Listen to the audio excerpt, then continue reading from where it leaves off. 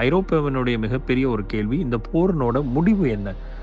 Trump தொடர்ந்து ஒரு கோல் எதையுமே செட் பண்ணாம, தொடர்ச்சியாக மாற்றிக்கொண்டே இருக்கிறார். அப்படிங்கிற அந்த ஒரு பார்வை, இந்த நேட்டோவினுடைய நட்பு நாடுகளுக்கு மேல ஒரு மிகப்பெரிய ஒரு நம்பிக்கை இல்லாமைக்கு மிக முக்கியமான காரணமாக இருக்கிறது. அது எல்லாத்தையும் தாண்டி பப்ளிக் ஒப்பீனியன் ஒண்ணு இருக்கு பார்த்தீங்களா? அந்த பப்ளிக் ஒப்பீனியன் ஒட்டுமொத்தமாக மக்கள் எதிர்ப்பு தான் எல்லா நாடுகள்லயும் இருக்குது.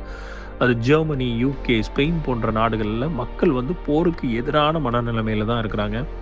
அதே மாரி அரசியல் ரிஸ்க் ஒவ்வொரு நாடுகள்லயும் இருக்கக்கூடிய தலைவர்கள் அவர்களுடைய அரசியலுக்கு உட்பட்டு, அவர்களுடைய லோக்கல் அரசியல்கள்ல மிகப்பெரிய ஒரு ரிஸ்க் எடுக்கிறதுக்கு விருப்பம் இல்லாததையும் நம்ம பார்க்க முடிகிறது. ஆனா, ஒட்டுமொத்தமாக இந்த எனர்ஜி அண்ட் எக்கானமி பயம்னு ஒண்ணு இருக்கு பார்த்தீங்களா? இந்த போர்னால. அதில ஸ்ட்ரெய்ட் ஆஃப் ஹார்மோஸ் எப்போ மூடப்பட்டதோ, அப்பவே ஆட்டோமேட்டிக்கா எண்ணெய் விலை தொடர்ந்து உயர்ந்து கொண்டே வருகிறது. அப்போ உலகத்தினுடைய பொருளாதாரத்தில மிகப்பெரிய ஒரு பாதிப்பு ஏற்படுத்துறதையும் நம்ம பார்க்குறோம்.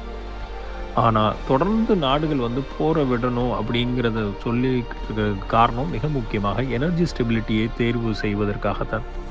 இப்போ எல்லா நாடுகள்லயும் தங்கு தடையின்றி அவர்களுடைய எல்பிஜியாக இருக்கட்டும், அவர்களுடைய பெட்ரோல், டீசல், கச்சா எண்ணெயாக இருக்கட்டும், அத்தனையும் சென்று சேர வேண்டியது காலத்தினுடைய தேவையாக இருக்குங்கிற பட்சத்தில, அந்த எனர்ஜியோட ஸ்டெபிலிட்டிய உண்டு பண்றதுக்கு இந்த போரை நிப்பாட்டணும் அப்படிங்கிற அந்த ஒரு பார்வை தொடர்ச்சியாக வைக்கப்படுகிறது.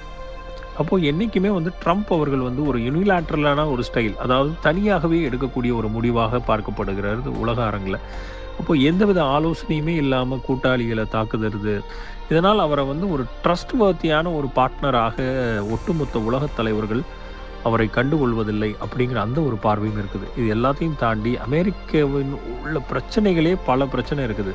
அதிகாரிகள் பெரிய லெவல்ல ராஜினாமாகள் செய்திருக்கிறார்கள். அதில மிக முக்கியமான அதிகாரியாக ஜோ கென்ட் அப்படிங்கிற போருக்கு எதிராக இஸ்ரேல் தாக்குதல் நடத்தியிருக்குது. இஸ்ரேல் தன்னிச்சையாக தாக்குதல் நடத்தியிருக்குது. எந்தவித த்ரெட்டும் ஈரான் இல்லாம அப்படின்னு அதற்கான முக்கிய பொறுப்பில் இருந்த ஜோ கென்ட் என்பவர் ராஜினாமா செய்திருக்கிறார். அது எல்லாத்தையும் போக ஸ்டேட் டிபார்ட்மெண்ட் ரொம்ப பலவீனமாக அமெரிக்காவில் இருப்பதாக பார்க்கப்படுகிறது. இந்த ரீல்ஸினுடைய முழு வீடியோ த லீடர்ஸ் தமிழ் யூடியூப் சேனலில் கண்டுகளியுங்கள்.